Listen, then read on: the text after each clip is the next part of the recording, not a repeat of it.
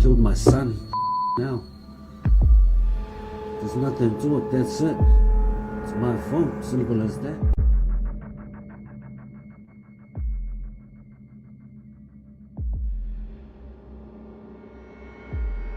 More than 200 New Zealand children have died of neglect, maltreatment or abuse since 1992. On average, that's 9 children every year. Most of these children will have died of head injuries at the hands of their mother or father. In 2015, the child victim toll was 14. The day she was buried, I went home alone. That's when it hit me. That's when I realised that she wasn't ever going to be there again, that I'd never hear her voice, that I'd never get to cuddle her or watch her grow up. You read the detail of what happens to children, and we know it's at an epidemic proportion in our country. Then he had stab wounds all over him. Simon just had it around his head and body. I want them to have a voice, and I want their voice to be heard.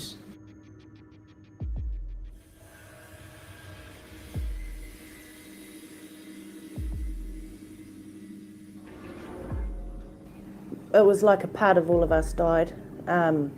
We had a perfect home for him, love and everything, and to be taken away, to go back to his biological mother and that to happen to him, just devastated, still devastated. I felt concerned that so-called policymakers were looking at the problem through a closed lens. I poked around and opened the boot of the car, and here were these two dear little souls cuddled up in the back. There was no more I could do. Just completely saddened by the fact that someone could do that to a child. Good people, really good people, social workers, were not receiving the comprehensive training which they should have been receiving. It's hard. Yeah, very hard. All I can think of is that all these people got to stop hurting their kids. New Zealand remains one of the most dangerous countries in the developed world in which to grow up.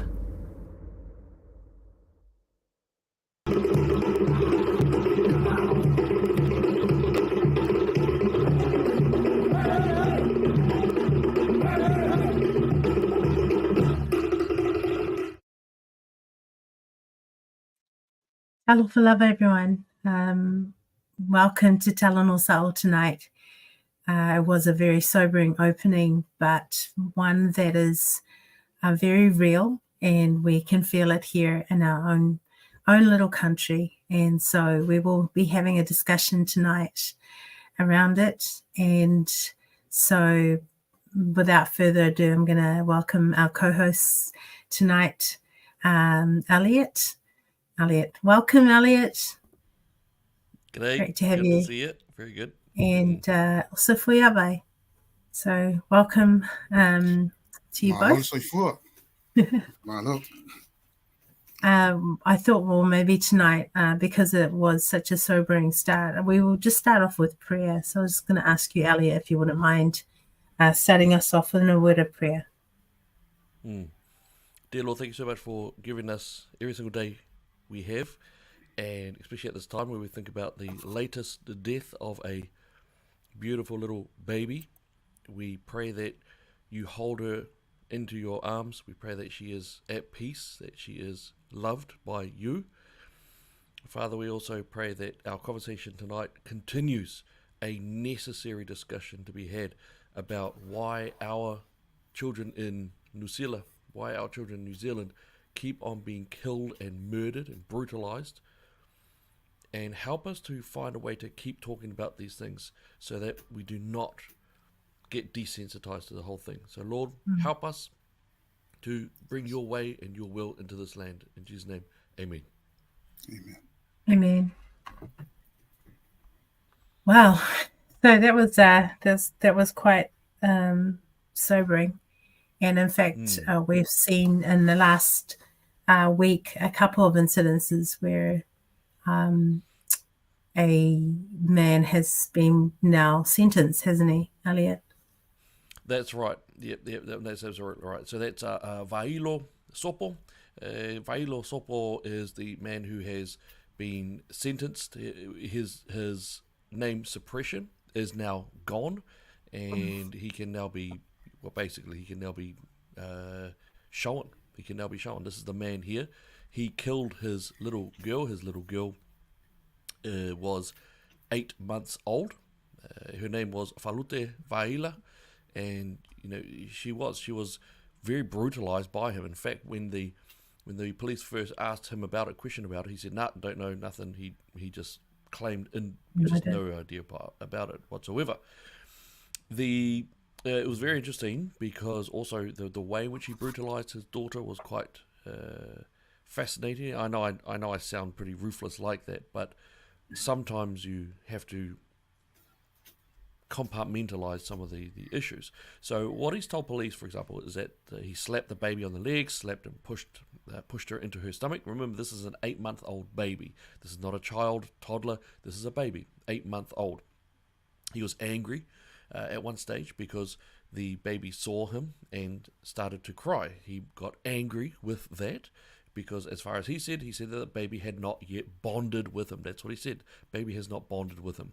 So it looks like he's blamed her, and what he's done is he put his left hand behind her head to balance her while he's been basically punching her. That idea element around that final holding up and then punching appears to be the fatal blow. She, of course, got internal damage, and she died due to internal injuries. So that's where we're at. This is the scumbag here, the person who killed him, and so he has been sentenced now to 17 years, I believe, and I believe, I'm just trying to think if it's without parole. Yes, it is. Sorry, it is 17 years behind bars before being eligible to apply for parole. Now, the only other thing that we know about the mother is that she took the baby in later, and that's the only thing we don't know about the mother. We don't know about the connection, but they carry different surnames, so it does appear to be another boyfriend-girlfriend incident, something which we have seen of quite a lot lately. Very, very sad, and of course makes us very angry again, because yet again, here we go again. The senselessness of this it's just carrying on. So it is appropriate probably that we start the night with a bit more of a sobering time and actually discuss, why are we still murdering our children? Why are we still sexually abusing them? Why are we still doing some horrific things? Why is New Zealand such a dangerous place to first be attempted to be born into, and second to actually live through? It's becoming a bit of a, you've got to live through life in New Zealand. You've got to survive it. It really does sound like that, and it's quite shocking about that. But what about yourselves? What do you think there? Liao, of course, you've got 2 boys. What are your thoughts in terms of that anyway? And I had 3 boys. 3 boys, again, sorry. I don't want to miss all of them, but I feel again, like I've said for a long time, is that when we have a fatherless generation, and this particular time it was the father, but also they don't know how to deal with anger, how to, there's just no proper way to handle anger. We're talking about men who have stresses. A lot of them, World War I and II, they actually went to war. They let out all of their, what do you call it, adrenaline that they had. I mean, now but we're talking about, we've got a fatherless generation of kids who are brought up without their father. So there's no, I guess, we've got an island guy who has been, so we talked about this earlier, Elliot, that we're finding more and more island people here that have been brought up in New Zealand culture, because there's no sort of village mentality anymore, that we have no accountability. And so growing up without a father, not knowing how to handle these situations, we take it out on vulnerable people and vulnerable babies, our babies that we've been killing for years now. A lot of it is Māori and Pacific, which is actually really quite sad. The Māori family, I mean, they love their children. I mean, that's how they were brought up, loving their children. What happened? What happened to our Pacific Island people that now we're taking that kind of anger out on our babies? The same with pets, by the way, the way you treat your pet. A huge way that you treat humans. I think, sorry, just one more thing before we move on to you both. We brought up our boys, we brought up them with pets, just to teach them what empathy looked like, because we don't have that in this generation anymore. There's no more empathy, for people, for animals, for more vulnerable people. And we can see that even how the government is moving along with euthanasia and allowing abortion. All of this stuff is all about empathy on weaker, vulnerable people. Yeah, that's my thoughts. Well said. Well said. Fuiawa, what do you think? What do you think's going on there?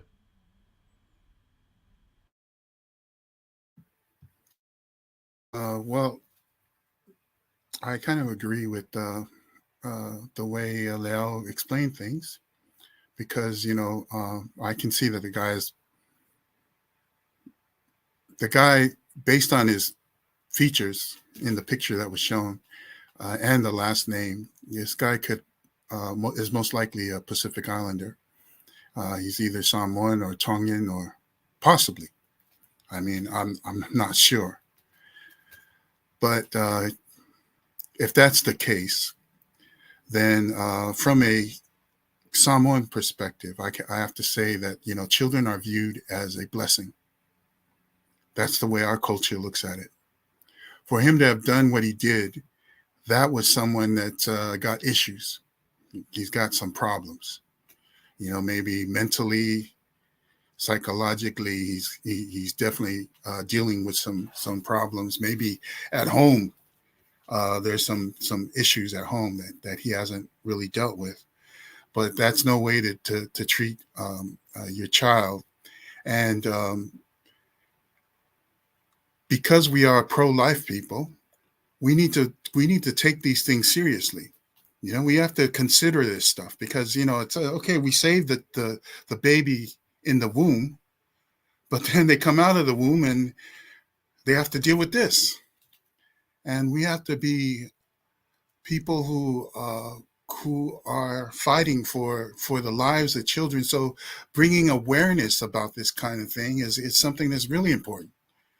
We need to care about the child all the way through, from the womb to the tomb, like as they say, And all I have to say, this is really sad, but this is something that, as Liao said, it's something that's probably taking place often. And unfortunately, it's something that our babies have to face with. But as people who are pro-life, we need to give a damn. So let's try to do better. That's all I got to say about this.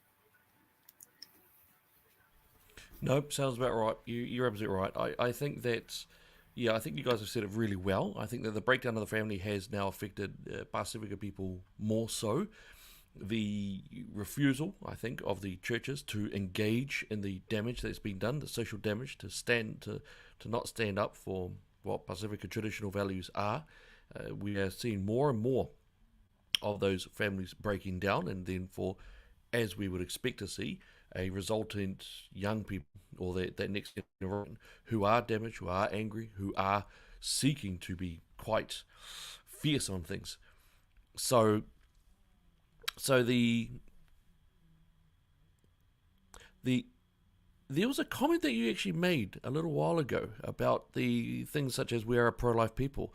As Pasifika, I'm not sure whether we can keep on saying that. I think we have been very well gaslit and manipulated by the Labour Party. And when I think about something like the abortion stats, we're starting to see suicidality and abortions, the killing of babies, to increase within the Pasifika community. So I think people like Alpito Sio, I think he's done a very good job in terms of changing the very traditional values of Pasifika. I think the church's refusal to defend moral rights has also done a very good job in lowering the standards of Pasifika as well. The breakdown of the overall family, the culture of New Zealand, which does seek to, in one hand, claim all good quality masculinity is actually toxic masculinity, and then push for the feminization of men. Jason's actually made a mention of that as well. We've got a culture war that attacks masculinity, and we've got a system that just keeps on putting pressure on men and on the idea of commitment. We've got the attacks on the family and the Christianity that we have with us, and so it's not a surprise to see these sorts of things. The father was a disgusting move that he's made. He has really hurt and killed that baby. I also want to bring up, because not only there, but this is within the same day, I believe, we had the reports of this man here. Right, so this man here is also someone who, well, this person here is Mr. Top. Now, I'm just see if I can crack it. This is, Michael Top. He has been found guilty of murdering his baby daughter. He gave her at least 31 fractures and 2 severe head injuries before his final assault. Right, he has damaged this baby ongoing. The baby has got permanent name suppression. He's been found to be guilty of murder and 2 charges of deliberately injuring the baby. Some of the details are quite shocking. The injuries apparently could have only been caused by the father yanking, pulling, smacking, sticking, squeezing, or applying pressure to multiple body parts on her tiny body. He has admitted he also caused shaking of the infant, but there's a lot more damage that this guy has done. He also claims he's never intended to kill the baby. He has brutalized and tortured the baby, but he has said that he never meant to kill her. So there is just a great deal of problems here. As per normal, not married, so again, you do not have that publicly pushed commitment, that contractual obligation to stay committed and to be a family. Rather, my understanding is, again, just the old boyfriend-girlfriend thing. The mother has rung up things like the GP and tried, but she has not really stepped up and tried to defend the baby overly either. But it's just really sad. The baby was ended up, after all of those brutal beatings, the baby was taken to hospital, put on life support. The doctors concluded the baby just wasn't going to survive. So she was taken off life support and she died within 10 minutes. So these, yet again, the abuse that we see going on in our children and our babies is consistent. It just carries on. New Zealand is just not a very safe place to be brought into this world. It's not a safe place to survive this world, and the pro-death culture that we have allowed to take root is doing exactly that. Don't forget, and Liao brought up euthanasia as well, that now Seymour wants to expand that meaning, or one of the lobby groups wants to expand the meaning to also include mature youth, which has already been going over. There's even with that euthanasia thing, there's a reason why the biggest supporters of the euthanasia bill in other countries, why they have turned around, are now the biggest opponents of this brutal policy, because they admit that they got it wrong. They admit that the slippery slope has slipped. The same thing with us. We'll get it as well. Abortion and euthanasia, and we're going to see more and more killings as well. So this is one of those things that we should expect to see. We allowed this. The churches allowed this. As a society, we don't punish even close to what we should do, but this is what it happens. But, so Elliot, I just wanted to, I just wanted to ask, so if we've got a government who places no value on people, when you're talking about euthanasia, you're talking about abortion, surely that becomes our norm in New Zealand, where the value of people drops more and more. So beating your child or murdering them, you don't see them as human.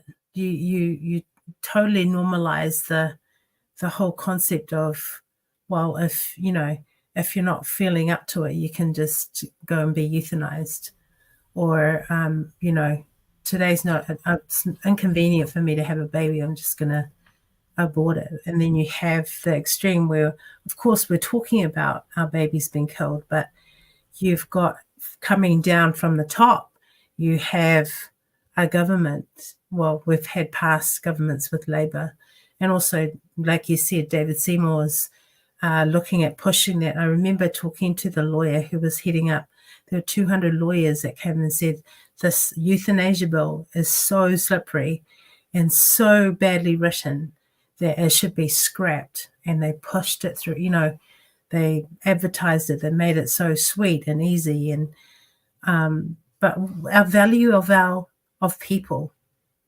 that is what is, I think, has gone. So it may be shocking for now, but it's going to continue being normalized, I think. Yeah, and I think that's a really good point to bring up, because the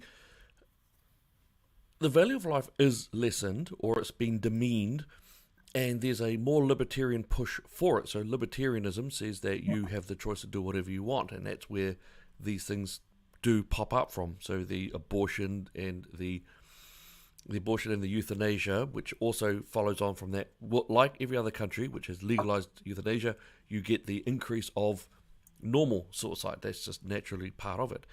I suppose it would be fair to assume, therefore, it's reasonable that you would have more people killing their babies due to that inconvenience level that's inherent to every child. So there are laws that do protect children. In this case, that's what's happened. Not even close to the punishment that should be doled out. But there you have it. It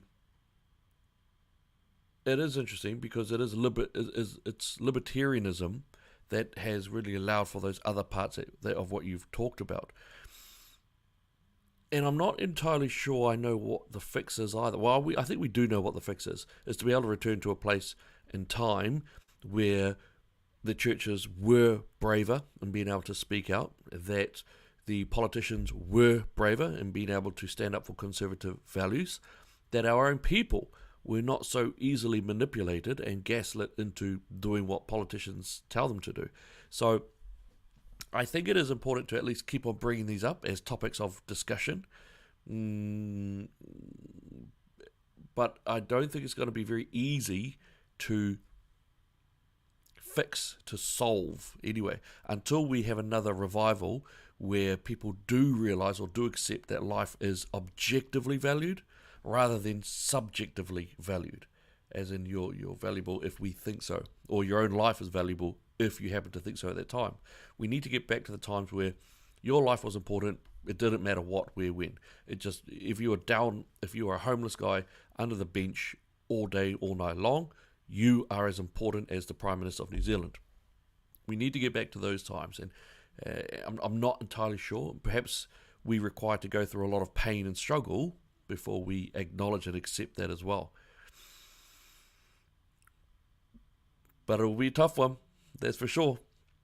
Any other comments? Have you got a comment there? Yeah, I was just wanting to comment on the fact that this is the problem when people are confused as to what their identity is. You've got men who are supposed to be the protectors of the family. That's their role as men. You know, biologically, psychologically, that's the way a man is. But because, as was mentioned before about the feminization of men, when you start messing with those kinds of things, now people get confused. And it's in that confusion, all kinds of problems and issues can pop up. You know, now a person is no longer thinking about the family unit because there is no real family unit. He's just thinking about himself as an individual. You know, oh, I don't like this. I don't like this. I want to take care of this, and these are the kinds of things that happen because, as a man, that guy should have looked at the kid as someone that he was supposed to protect. But he didn't see it. Why? Because he's confused. And this is the problem with what's going on. And that's why it's important for people to have a proper spiritual upbringing. Because when that happens, forget about what the government says, forget about all that stuff, but you still have a compass that points north, always points north as a guide as to which way you're supposed to do in terms of your decision making, how you should deal with each of these different issues. And apparently this guy didn't have that. So once again, until we recognize that we're in dire need of spiritual guidance, we're going to have this take place more often. Fair enough. And I just had a little look at the latest abortion stats for ethnicities, and the latest quality data you can have is 2018, and a lot of that's also because of Labour Party being able to wipe out the abortion supervisory committee who used to do that. So the latest figures that I can find is that Pasifika are slightly killing babies more than their number in population. So we generally make up around about 8% of the population, yet we account for approximately 9% of the abortions. So we're killing about 9%.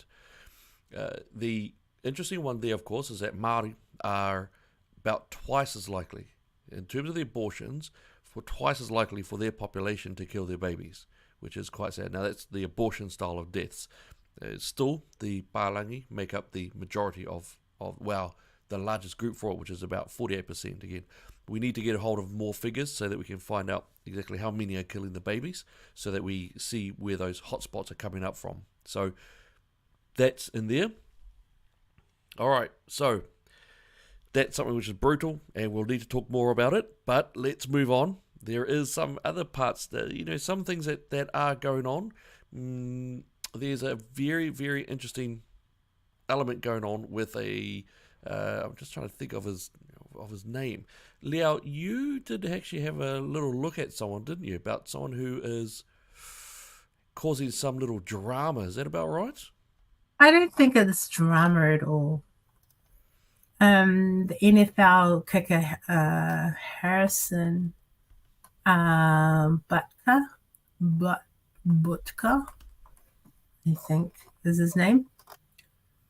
And he has said that, the Herald has put up a article about him saying that women, the place of women.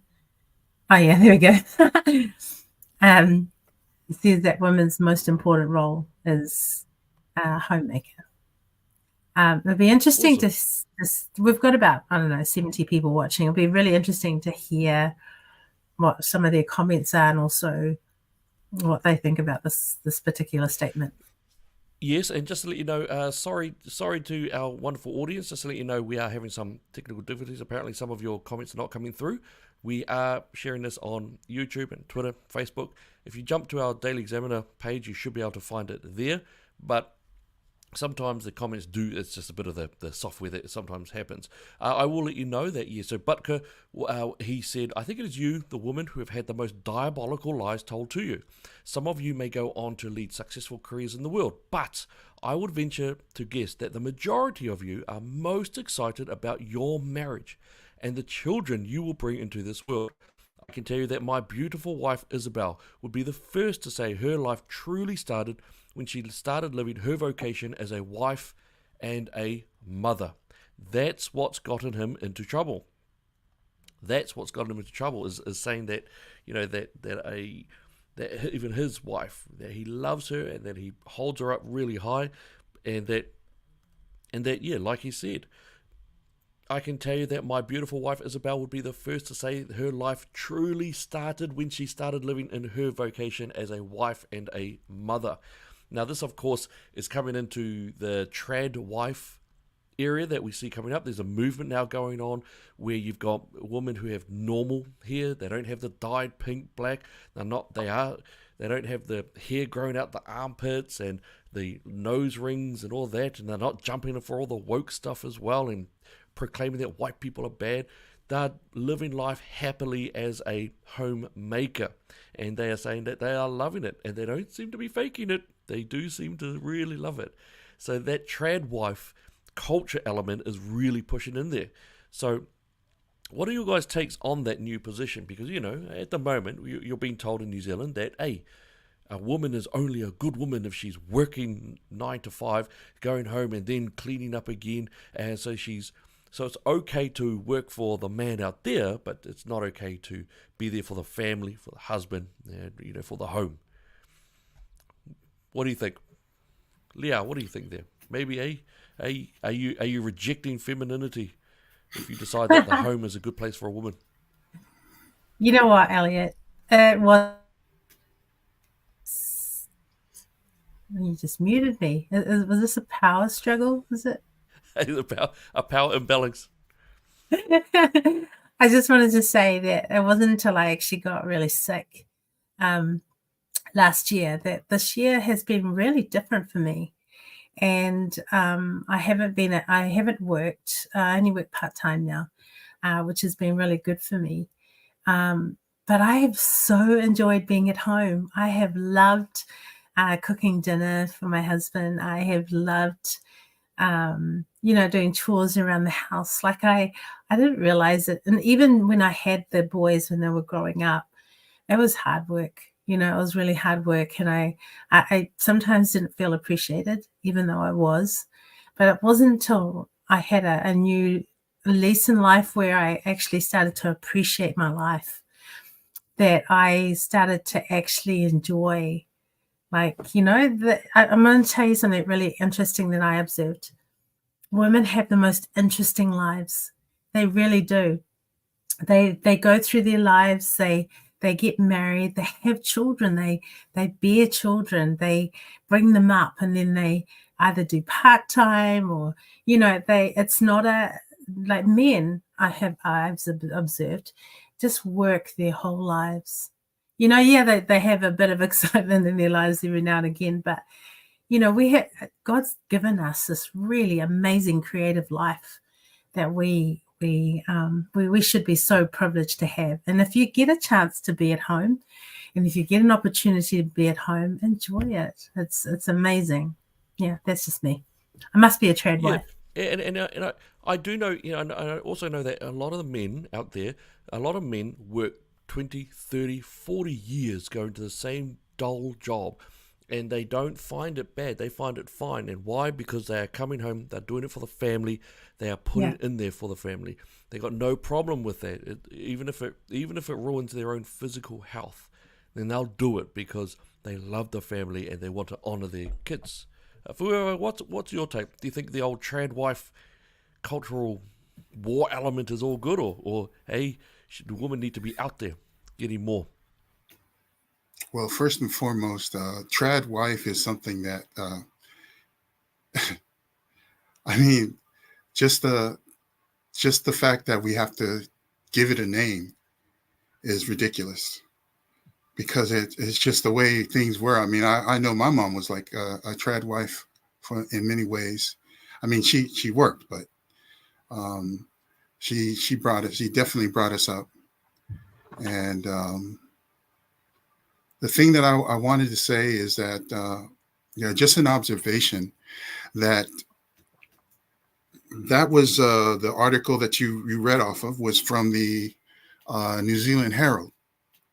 And in the New Zealand Herald, it talks about this pushback, but then it mentions like almost the majority of the article had to do with his other comments that had to do with dangerous gender ideologies. He talks about all of these other things, and that's what the emphasis was inside the New Zealand Herald article. And I also read from the Us Weekly article, and Us Weekly article didn't have anything about that at all. It just focused on that one paragraph that you read, because that's all it was just a paragraph that you read from the New Zealand Herald. And in the Us Weekly article, it had like the entire thing was, even though it was that long, his comments and everything like that, but the whole article had to do with the fact that this guy loved his wife. He met his wife when they was in high school, and they fell in love. They were together for 7 years before he popped the question that he wanted to marry her. And his whole thing was about how he loved, he wanted to have a family and children with her. And this was all mentioned in the Us Weekly article, but was not touched on the New Zealand Herald article. And so this is what I'm trying to say here is that, you have to be careful as to where you get your information from, because they will suppress certain things. The stuff that I read in the Us Weekly was not even covered in the New Zealand Herald article. And so all I have to say is that, if you want to get like certain types of information, that kind of stuff, go to New Zealand Herald. But if you want to get like real stories about family and that kind of thing, and, read from Us Weekly. But the point I wanted to bring up is the fact that traditional wife is a definition that, it's sad that we have to define it like that. But I also wanted to mention something to you that because of the pushback, this is a real pushback in society today. People are tired of these gender ideologies, transgenderism and all that kind of stuff. Today, they're calling the radical people who have traditional values. So if you want to be radical, this is standing up and being a man and speaking out and doing all of those things. Those are the things that will call you a radical today. So a trad wife, that concept is a radical concept. Who would have thought? Anyway, it's just my comments. No, well said. Well said. No, well said. Well said. The actual. It's interesting that you'd bring up those elements too about media and politics. The actual push to make New Zealand to be a particularly third wave feminism environment was actually started by Helen Clark. She attacked Jenny Shipley way back in the day in terms of Jenny Shipley being loving of her kids and believing that a mum is very happy in the home, that she can work if she wants to, but she doesn't have to. And Helen Clark actually attacked that. So that's actually where that started pushing. She was very fiercely pushing it as well, which was always interesting because she didn't have kids. And of course, it's considered to be one of the worst kept secrets that Miss Clark is a bit more affectionate towards one particular gender over the other. And so that's just something which is a bit of a worst kept secret.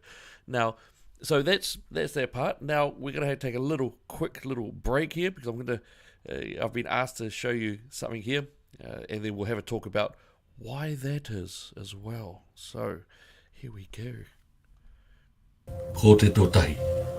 Ko ngā rangatira o te waka minenga me ngā rangatira katoa hoki ki hai I uru ki taua waka minenga ka tuku rawa atu ki te kuini o Ingarane a ke tonu atu.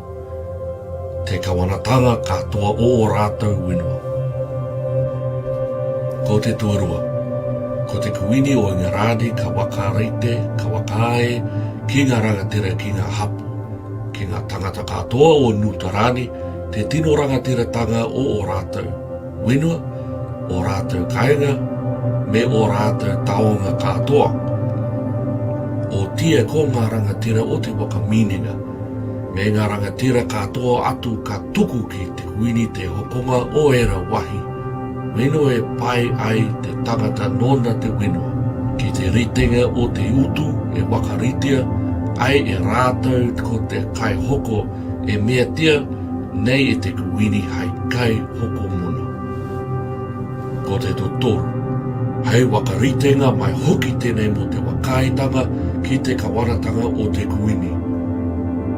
Ka, te kina i te kuini o Ingarani, ngā tangata Māori katoa o Nutarani, ka tukua ki a rātou ngā tikanga katoa ri te tahi ki ana mea ki ngā tangata o Ingarani.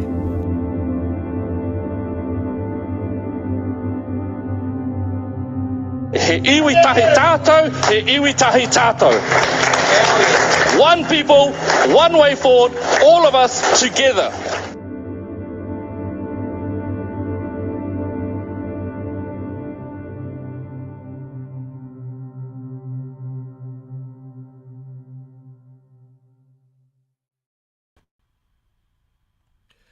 So there we go. That's just a little bit of a clip that I ended up being on. So yes, I am a part of the Hobson's Pledge team. I love it. Got someone who I respect quite greatly, who is Matua Don Brash. He is the man, of course, who put Apirana Ngata on that dollar bill, as well as a man who actually helped diversify the kiwi fruit, the kiwi fruit threads, the species of kiwi fruit, so that a lot of people were able to then gain a lot of more money from the harvesting of that. He's actually done a huge amount of other things, but I just find it really cool what he's done, what they've done, and they absolutely do not deserve what the media and the politicians and the activists keep pushing, which is, oh, they're racist. So I believe in equality. I believe that you should be treated by the content of your character, not by the colour of your skin. And so I'm more than happy to sort of jump in there and really help out. But what do you guys think? Do you think that I'm doing the wrong thing? Am I taking the fight head on? That's gonna need to have some body armor. A guy who I respect very greatly, and someone who all of us here know, and all of our audience will know as well. Someone who I respect greatly. He said, "Oh, okay, cool. Get a hard hat." So anyway, what are you guys' thoughts on that? What's with that weirdo LED Kile? Why is he joined up with the Hobson's Pledge? Let's see. Fuiawai, what do you reckon? Oh, and you are muted. Just for the record, I do have my Papali title in front of my name. But the thing I wanted to say regarding what you're doing, Elliot, I know you. I've known you for a long time. And I know the kind of person that you are. And I know that you wouldn't get involved in this if it wasn't a righteous cause. And so I have to say that you got my full support behind you. Regardless as to what other people are saying, what they might think about what you're doing, I know that you would not join that group if you knew that there was something fishy about them. And because you're with them, forget about what other people have to say. I just trust you because I know you. And knowing you as a friend for as many years as I have known you, that to me means that you're going to a just cause.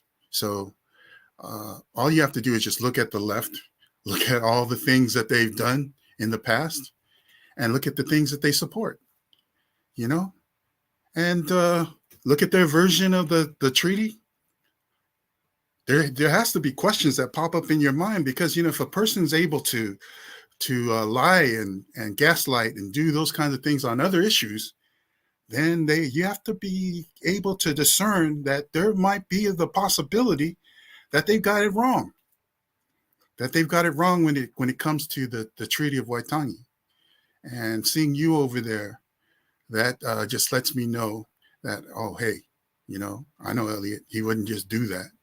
Just like the same reason as to why I would not ever join Labor or the Greens, regardless as to whether they would try to recruit me or whatever, because I would never, ever give up on my values and the things that I believe in. And you're like that, Elliot. That's one of the reasons why we're good friends. So that's all I have to say regarding that. Awesome. Whakawelahi toko. Liao, what do you think? Elliot, I was thinking when you joined, I was like, wow, another white guy. Oh, wow. Where's that mute Another button? white guy to add. Where's that mute No, button? I'm just kidding. I actually am really proud of you. And I actually think that it was such a good fit for you going forward. I think as your kids are getting older and, it's just a little bit more responsibility with, because I know that you've always been aware of your time with your family is very important. And you can't sort of do stuff like that unless you walk your talk. So I just think it's quite a good cause that you've stepped into. I'm real proud of you. But I'll still say that you're the white guy edition. But that's inaccurate. So unless is this transracial thing? Like ask the 91 people that are watching. Does he look white or what? Excuse me. It's the filter. All right, it's the filter. Oh, sorry. The So filter you so you intentionally look white. Okay. He's the whitest. He's the whitest guy on our panel. Let's just get that right. He's got a filter, so he looks whiter. Excuse me. I'm the what do they call colored people? What are the wokes called colored people? I'm a person of color. Okay, I'm a person of color. What color? The BIPOC. Hey, in defense of Elliot, when he goes off of our panel and he joins these other guys, he does look darker. Does he? Oh, I'm quite surprised about that. Hey, okay, what guys, we're only just joking. Bunch of smart alecks. Bunch of smart alecks. All right, moving on. Hey, moving on. Oh, all right. Hey, sheesh. All right. So I do know also that we've seen, you've been keeping up to date with things such as American politics and also Israel. So can you tell us what's been going on? There's a bit of a mixer going on there now, eh? So Biden, I understand, he's a brilliant man. He's able to complete whole sentences as well. Knows exactly where he's going at every stage. So are you able to tell us what's been going on in that space anyway? Yeah, well, if you want to talk first, let's talk about Israel. Today is the 76th anniversary of the birth of the nation of Israel. So and it's been 70. Is that the 1948 decision, is it? Yes, that's right. 1948, when they decided to make themselves a nation. But I always say that Israel is 3,000 years old and 76 years young. And the reason why I say that is because as a nation today, a nation state, they celebrated their 76th birthday, but they are over 3,000 years old. They've been in that place for how long? I mean, that's how we got our Bible. The Old Testament and the New Testament, and the names in the Old Testament are still there. I've visited Israel twice. And, I've got to see a lot of the places that are mentioned in the Bible. So, I just thank God for the opportunity to be able to go and visit. So all of this stuff that these pro-Palestinian protests are bringing up is these people have no idea. When they talk about from the river to the sea, they don't even know what the name of the river is. And they don't know what the name of the sea is that's mentioned in that chant. And they also don't know the fact that, yeah. No, sorry. I just wanted to I absolutely wanted to back what you're saying. The protesters actually don't know that they're calling for genocide. I think most of them don't realise that the Hamas talking points that are in there, when they're saying things like from the river to the sea, Palestine will be free, when Chloe Sorbeck was screaming that out, I don't think they're actually aware that they're calling for genocide of Jews. I don't think that when it talks about the Intifada, I don't think they're actually aware. I know that it's an easy thing to say that they are calling for genocide. They are. Technically, they are calling for the genocide of Jews, of the only state of a Jewish state, which is Israel.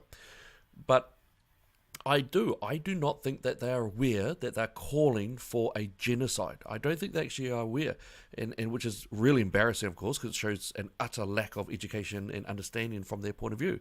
They don't know what the river to the sea is. They don't know what the intifada is. They don't even know what the genocide is. And there have been, what was it, last week, where the stats being reported from the Gaza ministers, the Ministry of Gaza, that their own figures are wrong because they're unable to actually name the names of those who are reportedly have died. So there's and you know what? I'm not even sure if it's also on from the other side as well. But there's a lot of misinformation, I think, going on in that Absolutely. in the Gaza Strip. Yeah, I mean, you're absolutely right about that. And once again, you mentioned about how Chloe Swarbeck was. I mean, this thing happened October the 7th, and October 8th they were over there. The Green Party with Chloe Swarbeck were already over there trying to talk about how the people of Gaza were in the right to do what they did. They were trying to defend what happened. There's a bunch of baloney, a bunch of BS. Honestly, these are the same people that whenever they stand, wherever they stand, you got to question whether they're standing in the right place and why they're standing where they're standing. Like the saying goes, where there's smoke, there's a fire. And there's definitely a bunch of that. And so anyway, I've been to Israel twice. 2015 I went the first time. 2017 I went the second time. The second time I actually visited, I stayed in the Muslim part, just outside of Old Jerusalem. And I have to say that, this stuff about apartheid and all that kind of stuff, that's a bunch of BS. These people are pushing stuff that they have no idea of what it is that they're talking about. They're talking about apartheid, they're talking about genocide. When you have like people dying in the numbers of in the millions, that's what genocide is. And I don't know if you heard today that they actually had to lower the number of people so they reported that there was a certain number of people that were being killed in the war. And today it came out in the paper that 50%, they actually had to drop that number down by 50%. That was more accurate in terms of the number of people that have died. Why? Because those numbers were being inflated intentionally by Hamas, and they were being spread out through all the news media in the West as if this was the truth. It's a bunch of baloney, And so anyway, thank God for the nation state of Israel. 76 years. Congratulations. Happy birthday, Israel. That's what I had to say. And the connection with the United States. Now there are members of Congress who are calling for the impeachment of Joe Biden. And the reason why they're doing that is because of the fact, other than, some of the other things that he's already brought up. They mentioned the borders and all this kind of stuff. But the fact that he told Israel that if they wanted to go into Rafah, that he would refuse to give them any more funding in terms of weapons and that kind of thing. And, I think for a lot of these people in politics in the U.S., that was just a bridge too far because a lot of them, they got a lot of their support from Jewish people. And so, of course, some of them had to step up and say something about that. Yep, no, fair enough. Yep, fair enough. Leo, what do you think? We're talking about the 76th anniversary of Israel since the 1948 declaration. And, again, the Hamas attacks and that positioning. Of course, you've got New Zealand who have huge amounts of protests. Many of them are bowing down. They don't even know what they're bowing down to. They're calling for intifada, but they don't know what they're calling for. They're talking about the river to the sea, but they've got no idea which river, and they've got no idea what sea. So very much a very significantly uneducated mass are being used to push this whole pro-Hamas protest that's going on out there. But what are your thoughts on that situation? My thoughts go back to the Black Lives Matter march that happened here in New Zealand. So 4,000 people marched. We're talking about Christians, all these people that said we're going to stand by them. And had no idea about what was actually happening. And this past year, Candace Owens, exposed so much of where all that money was going, who it was for, the transgender movement. Sometimes it's you really need to research before you stand up and, even at one stage there was the Me Too movement, which on the outset had good intentions, but it was really for feminist women to, take control of and be able to use it on just about any man. It became like that. Same with Black Lives Matter. So they marched right throughout, and I just was so amazed at the people that went. And I just thought, are you sure you know what you're doing? But no, this was such a big push and such a huge, just all of a sudden, about, ethnicity and, that they matter. But really, at the core of it were people who only thought about themselves and thought about money. I mean, that's just a perfect example of where all of this has become just New Zealand have become sheep who hear something, don't research it, and just jump into, from the river to the sea. What the heck does that even mean? Do you understand that this is about killing people? So from the river to the sea, that's the Jordan River, and the sea is the Mediterranean Sea. So they run parallel to each other. And so what they're saying from the river to the sea is just saying everything in between. That means Palestine owns all of that, which is where the nation of Israel is. So what that means is that they said Palestine will be free. What they're trying to say is that there's no place for any Jew to live. They have no place to live. Where are you going to live? Because you live between the river and the sea. Well, that's what I was trying to explain about how much New Zealand are just gullible to, and so when 3 years ago when we went through that whole thing, it really wasn't surprising, to be really perfectly honest. It wasn't surprising to see how many people fell for, and we continue to fall for propaganda. We see the Herald just fear-mongering around every storm, everything that goes off, electricity, everything is just, most of the colors are brilliant red. That's all the emergency, and the word emergency comes up time and time again to make people afraid to even get out of their homes. This is, we've got the most beautiful country in the whole world, and people are afraid. Yeah, and so if I can just make a comment regarding the protests and the protesters, if you notice, I mean, this is where everything kind of comes together, right? We're talking about the teachings of the kind of propaganda that takes place in the schools. So you got these young people who are all in. If you look at the majority of the people who are protesting, most of them are young. Most of them are either university students age or younger, and this is the propaganda that they're being given throughout this entire time that they're being educated, and so now they're coming out. These are kids they're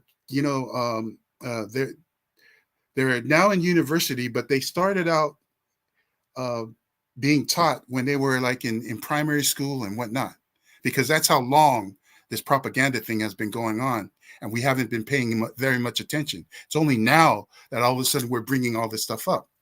But one thing I can say about these protesters, I love the enthusiasm.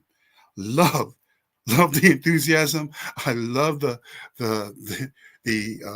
fact that they're all into it, and that I also love the sincerity. But I have to say this: it is possible for them to be played and to be sincerely wrong. They don't know anything. If you interview them, the only thing that they'll do is just talk. It's just the talking points that they know. They don't know anything else. They can't tell you anything outside of what they have been told.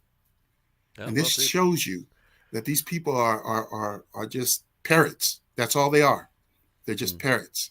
But, you know, love the sincerity, love the passion. I love it. Yeah. Well said. Enthusiasm. Well said. I wanted to bring up one final thing before we close up for tonight. It is, of course, this Friday. It is Pink Shirt Day. So the idea, of course, is that it's anti-bullying. But as some of you will know, there has been some concerns about what Pink Shirt Day is really about. So I thought, let's have a little gas, because, of course, Pink Shirt Day is in the schools, and it's been pushed in the schools without parents knowing. So, but you know what? Maybe I'm just nonsensical. Maybe it is a good thing. So let's have a little click in there. There's schools in Kura. So let's have a click into there, and we'll see what's going on there. There we go. There's our schools in Kura. All right. They've got some ideas in there. They've got some things in there. Maybe it's all about safety. Here we go. Well, let's have a look at this. Real stories, eh? Real stories about all kinds of people who have either experienced bullying or are taking a stand against it, because Pink Day is about anti-bullying. I'm sure there's going to be something about fat people, skinny people, about rich people, poor people, races, and things like that. So let's have a gas in there. Once we've gone into that part in there, you can see. Let's have a look there, shall we? So we're just having a little look into that screen now. And this is the one where it says Real Stories, Korere Porno. Okay, so here we go. So these are the few ones that have come up now. Schools, the individual. This one is Sparklers and Times Pink Shirt Day. That one is not really much there. That's a video. Bother with that one. Let's have a look at this person here. Nat, a fierce anti-bullying advocate. Alright, she's got a lovely photo with a cat, so I'm sure that's quite nice. For Nat, the people who stood up to their bullies are their heroes. Upstanders like their dad, teachers, husbands, friends, and colleagues, and strangers. Oh! Okay. Identifies as queer, non-binary, and uses both pronouns they, she. Sadly, they've experienced bullying throughout life as an outsider at school, working in performing arts spaces, and a bisexual in a heterosexual relationship. So, okay, that's fine. That's fine. If there's one of those, that's okay. Let's have a look at this person over here. This is Ihaka Whanarere. So this is Ihaka Whanarere here. 13-year-old Ihaka Whanarere. And the various iwi there. Grateful to go on up. Okay, that's fine. Maybe this is actually about racism then. While always knowing that Poi is traditionally female, Ihaka feels that there's a part of who he is. Okay. So what they are, this is again a bit of a pushing here of the gender element here. He encourages people, no matter their gender, to go to do what they want and what makes them happy. Alright, so this is a very interesting part. This is Ihaka here.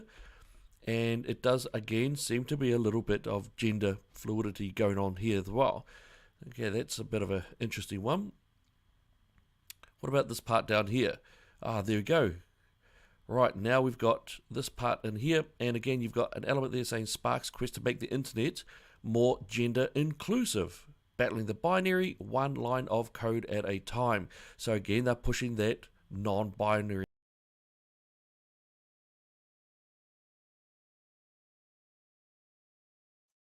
I think he pushed the button.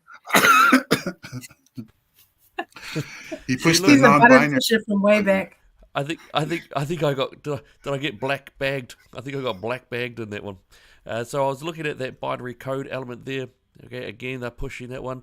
Let's have a look at this one. Mercury Bay Area School takes part in Inside Out Diversity workshop. So Inside Out is the LGBTQIAP plus environment, and they're the ones who are pushing that element in that. All right, again, quite a fascinating one that they've got in there. What about this one? Nicola Freighter, multifaceted woman, loving parent to 3 adult children, person of faith, spent decades serving community as Anglican priest, and there we go, transgender woman. So this is what does that mean? A male? This is a male who pretends to be a female. That's my understanding. All right. Now, of course, they do like to do this. They do like to push the idea of Christianity as well, being with all due love and respect, to be a perversion of what it is. So again, and this is in the schools section of the Pink Day, all right, the Pink Shirt Day. So it's quite fascinating that you've got in there. All right, look at this. We've got more LGBTQIAP plus all over the place. We've even got, here you go. This is for you guys here. All right, we've got Fuimano, Karl Pulotu, Indeman. I am Samoan, I am Whawhawhine. This is my foundation, that is my strength. So,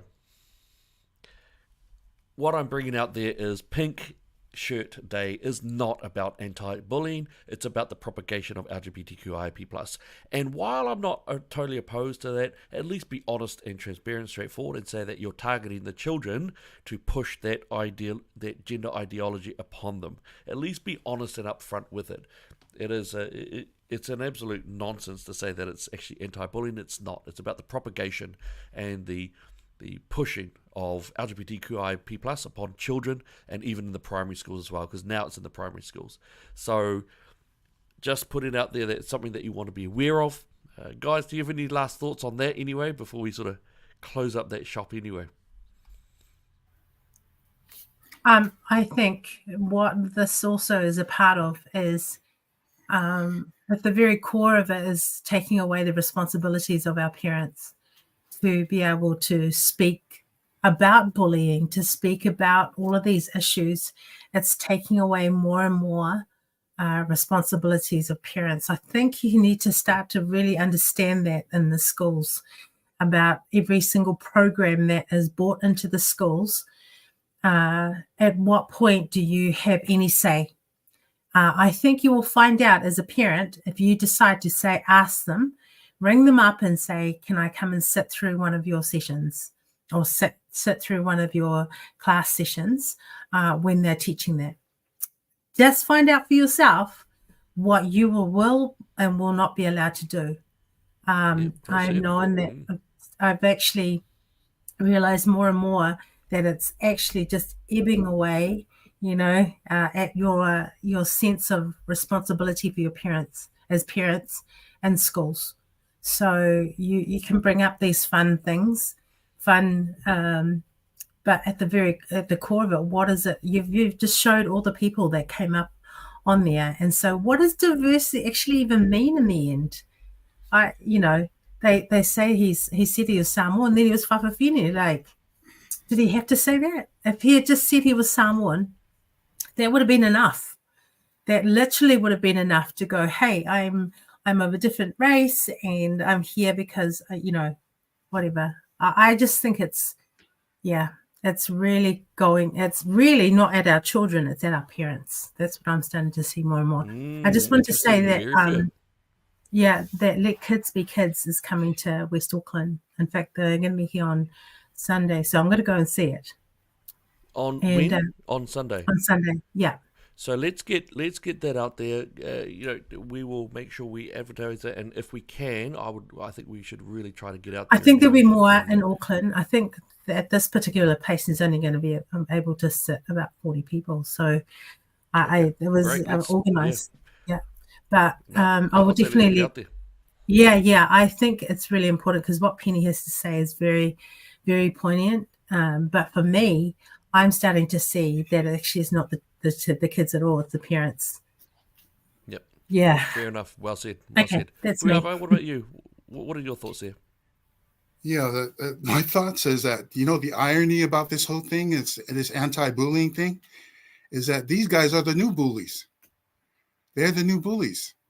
And they're bullying everybody into trying to say what they want them to say and believe what they want them to believe, And so that's the real irony, is that this is an anti-bullying campaign promotion, and it's being led by the real new bullies, So I just wanted to say this, is that, I don't know if you remember this, a couple of years back, they said that it was a brave, these people are brave, the people who stand up and speak out about their transgenderism and all of this stuff, that these are people that are courageous, And and some people were trying to say, oh, that's courageous. What about the people that are dying in the war, that are fighting on behalf of our country? Aren't those people courageous? You got these people over here saying that, oh, I came out of the closet and I'm, they were being praised and all of this stuff. The thing I wanted to say is that when you stand up to a bully, you are brave. You are courageous. Since these are the new bullies, anyone who stands up against them, who speaks out against that ideology, they are the new brave people. They are the new courageous people. Just like these are the new bullies, these are the new courageous people. That's all I got to say. Well said. Well said. Well said. Excellent. Okay. Love it. Thank you guys. Look, we've gone a bit late, but it's been some great chats had. Thank you so much for our audience out there. Now, we've got to do this in the proper way because especially we started in a very hefty, very strong way, and we finished a nice bit lighter as well. Nice. Again, we love speaking about the things that the other people will not speak about, that they will flee from. We want to speak about the things that will cut straight through and talk about the real deal. So, been awesome to be here. Fuava, do you mind, Papali'i, sorry, do you mind maybe setting this off in the appropriate way, a bit of lotu? Let's pray. Father God, I just want to praise and glorify your wonderful name. I want to say thank you so much, Father, for being with us throughout this program. Thank you for all the thoughts and thank you for all the words that you gave us during this time that we were able to facilitate this. We know, Lord, that we couldn't do this on our own. But we also ask right now, Lord, for your blessing upon each and every one of us, those who are listening as well as us who are facilitating tonight. And Lord, just bless us and watch over us and just bring us back together again for our next episode. And may you be glorified in all things. In your Son's holy and mighty name we pray and ask. Amen. Amen. Alrighty. God bless you all. We'll see you again real soon. Now, there is, just to let you know also, there's been a big call for you guys. You guys have been wonderfully annoying us by saying, hey, why are you guys doing it weekly anymore? So we'll try to go back to weekly. Cause we work hard. So but we will working make that hard time. Or hardly working. Hardly working. Hardly working. Hey.